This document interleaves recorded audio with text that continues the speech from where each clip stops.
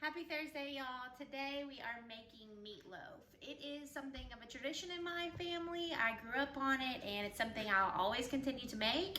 If you don't like it or you've never had it, I definitely advise that you try it. It's a comfort food that's just really the best there is. So I've started with 2 pounds of ground beef. I use an 80-20 blend or mixture, and then I've added 2 eggs to my bowl as well. In addition to the 2 pounds of ground beef, 2 eggs, I'm gonna use 1 packet of meatloaf seasoning. Here you could totally do your own, and I do sometimes, but today I'm in a hurry. We're starving, just picked up my son, and it's been a long day with school and work and everything else. So adding the seasoning right to the hamburger. You could use, when I do make it on my own, obviously salt and pepper, dried onion, what else? Let's see, Worcestershire, A1, anything really, but today just this simple packet. I'm also going to use about a ½ cup of breadcrumbs. If you don't have breadcrumbs, which for some reason I didn't today, so I'm using chopped up crackers. I just mashed them up. Usually use Ritz, but I don't know why I ran out of breadcrumbs. So about a ½ cup of breadcrumbs for my 2 pounds of ground beef. I'm gonna put all this in the bag here. Now, traditionally, you would probably add minced carrots and celery and onion to your meat mixture. My kids won't eat that kind of stuff, so I don't add it. I don't mind it in mine, but it's just easier to please the family that way.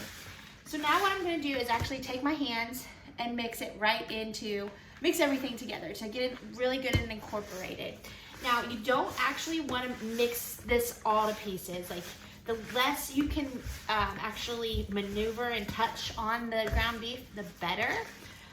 You don't want to put too much of your body temperature, your heat, and all that onto it. So I'm just going to do the best I can to incorporate it as quickly as I can with the least amount of touching it and mushing on it. But you do want to make sure it's good and you get the eggs blended nicely and all the breadcrumbs incorporated. So now, looks pretty good. I've got my oven set at 375. I like to make sure that I like a crispy crust. So I do it a little over to some people's liking, but that's just how I like it. So I'm actually gonna build a loaf. No, you can't see that, I'm sorry. I'll show you in just 1 second. I've got my 9x13 glass dish, I think it's Corningware. And I'm actually just gonna shape my meat mixture into a loaf here. I don't have a loaf pan, and I'm not sure that I would even use it if I did. I'm just so used to how I've done this over all the years, so. All right, so I've got my loaf kind of made here. I'm gonna show you what that looks like in my pan, and then I'm gonna wash my hands. You absolutely could, wear rubber gloves or something while you're doing this. No big deal, but it only took, maybe 30 seconds to mix it. Just not that burdensome for me, so I just use my hands. I use my dish soap to wash though, because you do get that grease from the hamburger, so this helps get that yuckiness off of your hands faster. Rather than my fruity or scented Bath & Body Works soap. All right, the last thing I do for my meatloaf before we start cooking is ketchup. I am that girl. I use ketchup on my meatloaf. I love it. I could eat ketchup on almost anything except a steak.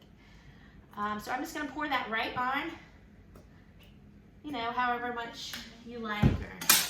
I like to just coat the top, so I'm gonna take a spoon. I hate that you guys can't see it, but my phone is being weird and I had to mount it today. So I am just spreading this all over my loaf.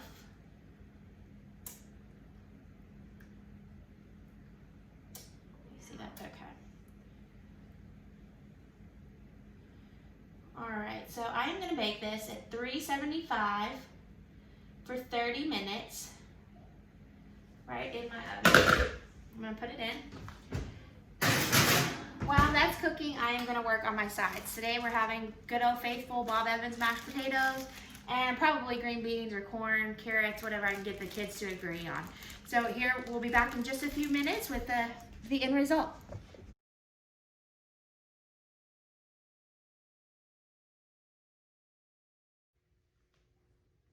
Okay guys, so everything is just about done. What I'm gonna do now is turn my oven to a broil. And what that's gonna actually do is put it on high heat, and the top burners will actually be turned on. I am trying to crisp up the top of the meatloaf, just to kind of char the ketchup and the outside crust. So I'm just gonna leave that in there while I get everything else ready.